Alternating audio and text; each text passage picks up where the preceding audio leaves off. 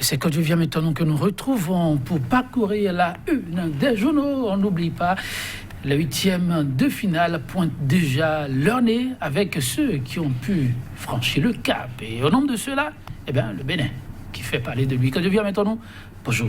Bonjour Joël Toji, bonjour également nos amis téléspectateurs. Nous l'avons dit hier sur ce plateau, on croise les doigts et prie pour que l'équipe nationale puisse donc accéder au second tour. Et bien c'est fait, effectivement, un point glané devant le Cameroun et déjà les portes des 8e s'ouvrent au Bénin pour la première fois. C'est à saluer, même si on aurait souhaité que cette qualification soit déjà avec la Guinée, mais toujours est-il qu'on l'a obtenu finalement. Mais cette euphorie ne va pas occulter l'actualité politique nationale. Il faut dire que ça continue pas à faire grand bruit, ce qui s'est passé le week-end à Abuja. Est-ce qu'il y a vraiment un rapport officiel de la CEDEAO sur la situation du Bénin? Eh bien, il y a deux rapports qui circulent. Il y a un premier rapport qui, à partir du point 41, parle du Bénin. Mais le second rapport qui circule, c'est à partir du point 45. Donc, il y a désormais deux rapports. À vous de voir véritablement ce qui est officiel. Et sans oublier aussi qu'au Bénin, il y a un peu comme ce que vous avez évoqué tout à l'heure en titre, ce qui peut s'apparenter à de la dilapidation du fonds public, 495 millions de francs CFA pour 3 ambulances, ça crève l'œil. Ça crève l'œil. Alors, intéressant, n'est-ce pas, les sujets. À la une ce matin, et on va démarrer avec... Le journal Kini, vous n'auriez pas cru, mais c'est bien sûr ce journal qui ouvre donc le bal ce matin et qui affiche en grand titre CAN Égypte 2019, première qualification du Bénin en 8e de finale, acte de générosité ou œuvre sociale, je ne sais pas, enregistrement donc à titre dérogatoire à l'état civil, 2 500 000 actes de naissance distribués dès mardi prochain, je vous l'ai dit. Allez-y comprendre. La dépêche, remise de matériel roulant par le ministre de la Santé dans le cadre du projet Arche. 3 ambulances à 495 millions de francs CFA à payer. Docteur Houpati, l'ordonnance est chère, écrit le journal. Reconstitution date de naissance sans souche au Bénin. Les non-enrôlés du RAVIP ne sont pas pris en compte. Et puis qu'en Égypte 2019, les écureuils du Bénin en 8e de finale. L'Afrique en marche, Cannes 2019 en Égypte. Les écureuils en 8e, une première un jour de gloire pour le Bénin.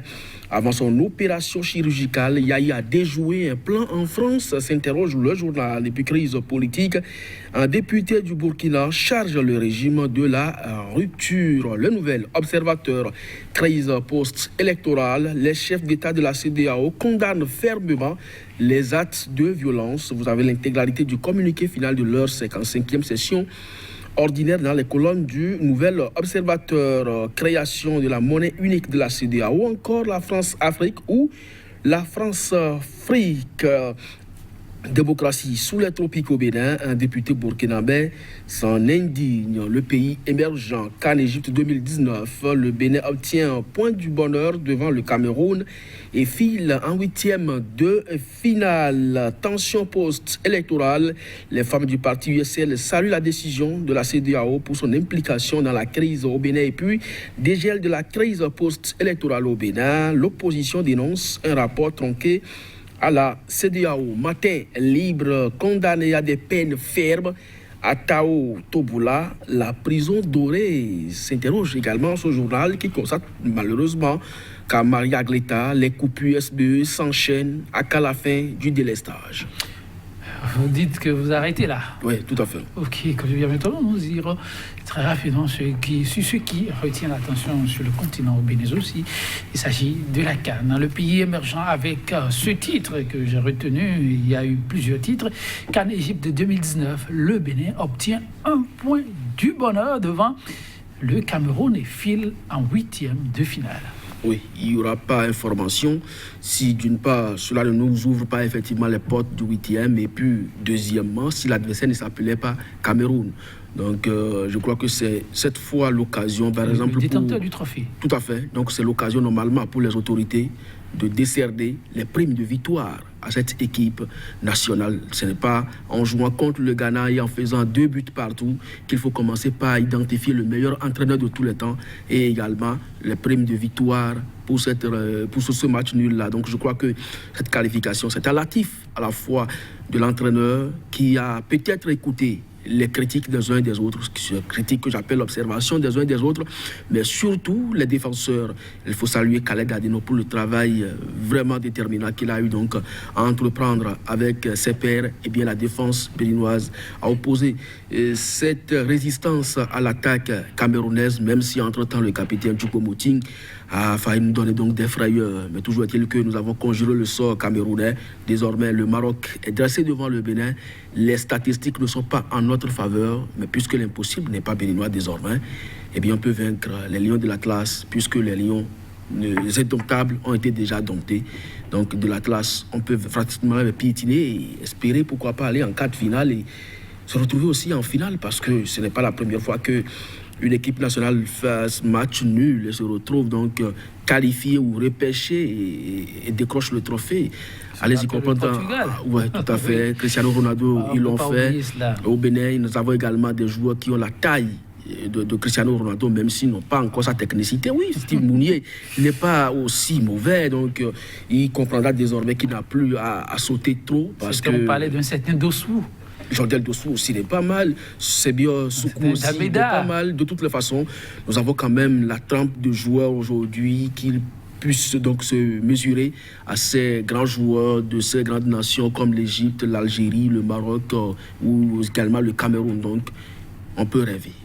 On peut rêver, au fait, c'est ce qui fait aussi la spécificité du ballon rond. Ça roule pour tout le monde. Les politiques voudraient bien que ce soit aussi le cas à leur niveau, mais malheureusement, quand maintenant, on reste avec le pays émergent, crise au Bénin, à quand le bout du tunnel, ça semble se compliquer. Le pays émergent avec ce titre ce matin, dégel de la crise post-électorale au Bénin. L'opposition dénonce un rapport tronqué à la CEDEAO. Le représentant spécial et chef du bureau des Nations Unies pour l'Afrique de l'Ouest, Mohamed Ibn Chabas, a accusé. Oui, mais quand vous lisez un peu le rapport sur lequel la CEDEAO s'est fondée pour prendre son communiqué, vous avez un aspect là qui saute à l'œil. On dit l'opposition, que le rapport, en tout cas les rapporteurs ont constaté le boycott de l'opposition de l'élection législative du 28 avril. Je ne sais pas si celui qui a pondu ce rapport était au Bénin, s'il a les dernières informations, parce que l'opposition est allée jusque même sans disposer du certificat de conformité, aller verser 249 millions de francs CFA à la Sénat pour pouvoir donc faire partie donc de ces partis retenus pour cette élection législative. Donc à partir de cet instant, ce rapporteur a menti sur cet aspect essentiel quand même, qui devrait orienter les chefs d'État. Et mieux, il y a quand même des chancelleries, il y a des diplomaties qui ont travaillé également dans ce sens-là. Vous savez, lorsque vous avez des pratiques à la maison, vous les comportez toujours dehors. Et là-dessus, ça n'a pas raté. Vous avez lu la une des journaux ce matin pour ce qui concerne la grande masse.